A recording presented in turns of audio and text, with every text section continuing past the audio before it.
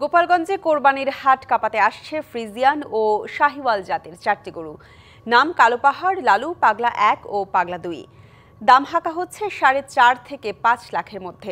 অন্যদিকে হবিগঞ্জের মাধবপুরে 1050 কেজির বাহুবলীর দাম ধরা হয়েছে 8 লাখ টাকা। গোখাদ্যের দাম বৃদ্ধি এবং বাজারে ভারতীয় পশু প্রবেশ করায় দাম নিয়ে শঙ্কায় খামারিরা।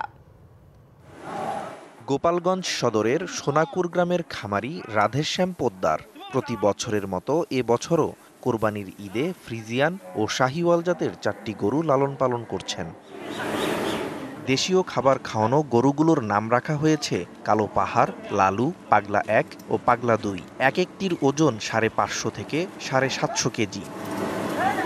এরই মধ্যে কালো পাহাড়, লালু ও পাগলা 1-এর দাম প্রায় 5 লাখ এবং পাগলা 2-এর দাম ধরা হয়েছে প্রায় 4 লাখ টাকা। চাহিদা মতো দাম পেলেই গরু বিক্রি করবেন মালিক ও ব্যবসায়ীরা।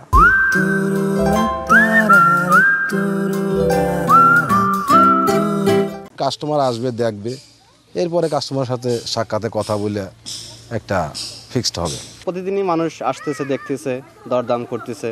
খামারিরা যাতে ন্যায্য মূল্যে গরু বিক্রি করতে পারেন সে বিষয়ে সার্বিক সহযোগিতার আশ্বাস জেলা প্রাণী সম্পদ কর্মকর্তার। কোরবানির হাটে আমরা মেডিকেল টিম থাকবো, খামারিরা যাতে গরুগুলো সুন্দরভাবে বিক্রি করতে পারে এর জন্য আমরা খামারিদের পাশে সবসময় আছি। এদিকে হবিগঞ্জের মাধবপুরের বড় গরুর খামার pure and organic dairy farm Muntakim চৌধুরীর এ খামারে 1050 কেজির বাহুবলী বিক্রি হবে 8 লাখ টাকায়।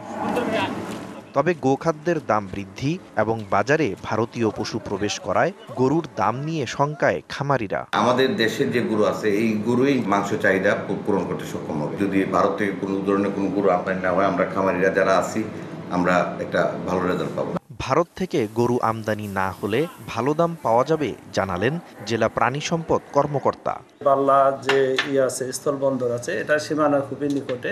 বিজিবির পক্ষ থেকে আমাদেরকে যেটা জানানো হচ্ছে যে না, এখানে কোনো প্রকার গরু এখানে ঢুকছে না, কারণ ইন্ডিয়ার সাথে যেহেতু বর্তমানে আমরা প্রেক্ষাপটটা সবাই জানি। কোরবানিতে এবার গরু বিক্রি করে লাভবান হওয়ার আশা খামারিদের। Nazmus Sakib Sami, DBC news desk.